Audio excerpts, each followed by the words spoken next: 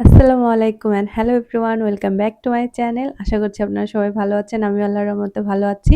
অনেকদিন পরে কিন্তু আমার একটা লং ভিডিও নিয়ে চলে আসলাম। এটা হচ্ছে রমজানের ৩য় রোজা হইতে পারে। ৩য় রোজার সকালের রুটিন নিয়ে আজকে আমি এই ভিডিওটা বানিয়েছি। তো এখানে ১ম এ দেখতে পারলেন টেবিলের উপরে যত থালা-বাসন ছড়িয়ে ছিটিয়ে ছিল সবগুলো আমি রান্নাঘরে নিয়ে গেলাম সিঙ্কের ওখানে।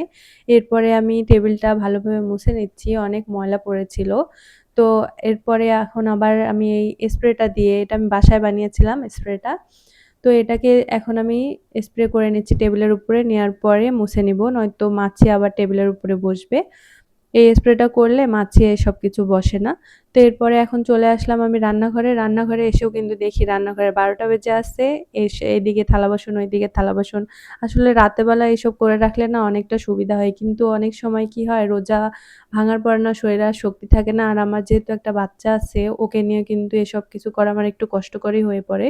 তো এখন যে আমি এসব কাজকর্ম করতেছি, এখন কিন্তু আমার মেয়েটা কিন্তু ঘুমিয়ে আছে।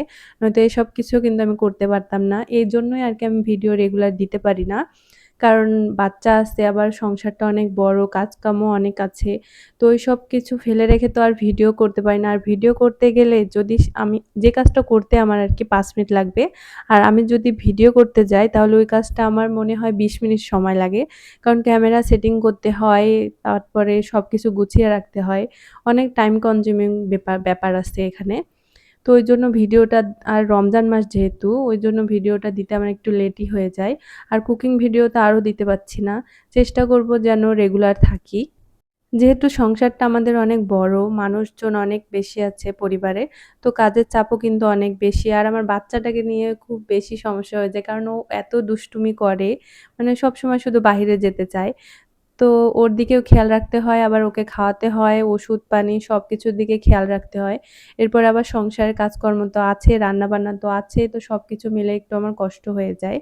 আর এখনকার যে ছোটবেলা কোন দিক দিয়ে যে যাচ্ছে টেরই পাচ্ছি না। সকালবেলা উঠে ২ টা কাজ করতেই মনে হয় যে অ্যা ১টা বেজে গেল। তো ১টা বেজে যাওয়ার পরে কিন্তু আর হাতে তেমন সময় থাকে না, যেহেতু রোজার মাস বিকালবেলা রান্নাবান্না থাকে।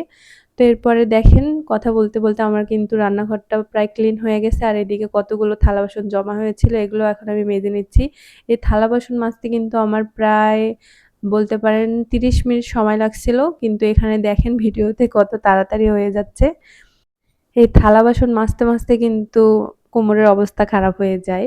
দাঁড়িয়ে ০.৫ ঘন্টা থালা-বাসন মাজা মানে কি বলেন? এই ক্যামেরায় কিন্তু দেখা যায় খুব সহজে আমি থালা-বাসন মেজে নিচ্ছি, কিন্তু এতটাও কিন্তু সহজ না। একটা কড়াই মাজতে কমপক্ষে ১০ মিনিট সময় লাগে ভালোভাবে ঘষে একদম পরিষ্কার করে নেয়ার জন্য।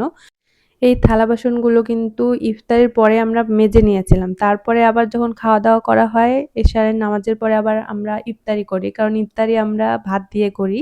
কারণ সারাদিন রোজা থাকার পরে কিন্তু আমরা ওই ইফতারি এটা তেমন একটু পছন্দ করি না। ওইজন্য আমরা অনেকে ভাত খাই, আবার অনেকে ইফতারিও খাই। তো এশার নামাজের পরে যারা মানে ইফতারি খায় আমাদের বাসায় আরকি, মানে বুট-মুড়ি এসব কিছু, বুন্দিয়া এসব কিছু দিয়ে যারা মাখিয়ে খান আরকি, তাদের থালা-বাসনগুলোও থাকে। আবার সেহরি খাওয়ার পরে তো আর থালা-বাসন মাজা হয় না। তো ওইগুলোও থাকে। সবগুলো মিলিয়ে মানে অনেকগুলো থালা-বাসন হয়ে গেছিল। তো ওগুলো এখন আমি মেজে নিলাম। এরপরে এখন সিঙ্কটাও ভালোভাবে মেজে নিচ্ছি। কারণ থালা-বাসন মাজার পরে সিঙ্ক যদি পরিষ্কার না করে, ঝকঝক না করে, তাহলে কিন্তু আমার মনে একদমই শান্তি লাগবে না। ওইজন্য থালা-বাসন মাজার পরে আমি সিঙ্কটা খুব ভালোভাবে ঘষে নিচ্ছি তারকাটা দিয়ে, তাহলে কিন্তু খুব ভালোভাবে পরিষ্কার হয়ে যাবে। তো এভাবেই আমি রেগুলার করে থাকি। সংসারে দেখবেন কিছু কাজ আছে যেগুলো আমাদের রেগুলারই করতে হয়। তার মধ্যে কিন্তু এই সিঙ্ক পরিষ্কার করাটাও।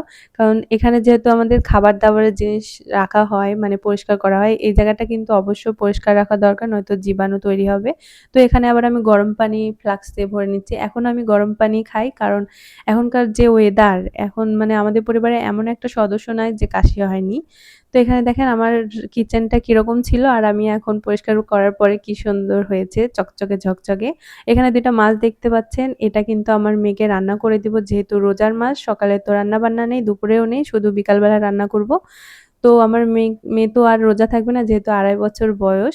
তো ওর জন্য ২ টা মাছ আমি ভালোভাবে আলু দিয়ে, সবজি দিয়ে রান্না করে দিব। তারপরে এখানে আমি চলে আসলাম আমার রুমে। এখানে আমি বেডটা আগে ঠিক করে নিলাম। এরপরে আলমারিটা মুছে নিচ্ছি। অনেকদিন থেকে মোছা হয়নি। তো ভাবলাম আজকে ক্লিন করেই নেই। এটা ক্লিন করতেও কিন্তু ভালোই সময় লাগে। যেহেতু অনেক বড় আলমারিটা ৩ পার্টের।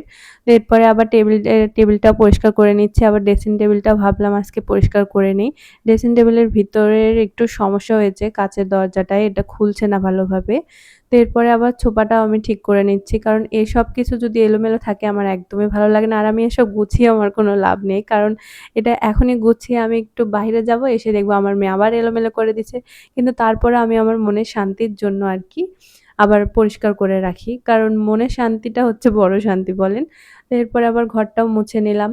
সরি ঝাড়ু দিয়ে নিচ্ছি। আর এখনকার ওয়েদার এমন যে মানে বাতাসের সাথে ধুলোবালি যে কোন দিক দিয়ে আসছে আমি বুঝতেই পারছি না। দরজা জানালা তো খোলা রাখতেই হয় যেহেতু আলো বাতাস একটু কমই আসে আমাদের বাসায়, চারিদিকে বাসা তো। তাহলে আজকে সবাই ভালো থাকবেন, সুস্থ থাকবেন। আল্লাহ হাফেজ।